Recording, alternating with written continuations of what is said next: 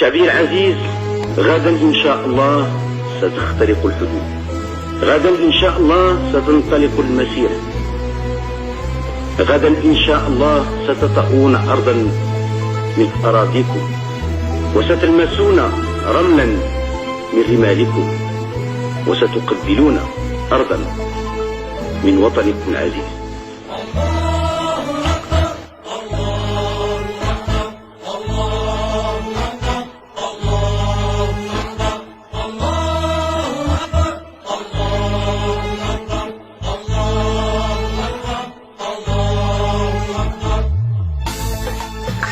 صوتا مؤيدا، ما من الأصوات المؤيدة وثلاثة وفود امتنعت عن التصويت.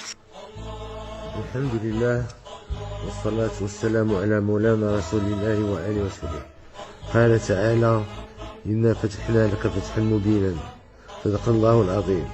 شعبي العزيز، بعد 50 سنة من التضحيات ها نحن نبدأ بعون الله وتوفيقه فتحا جديدا في مسار ترسيخ مغربية الصحراء والطي النهائي لهذا النزاع المفتاح.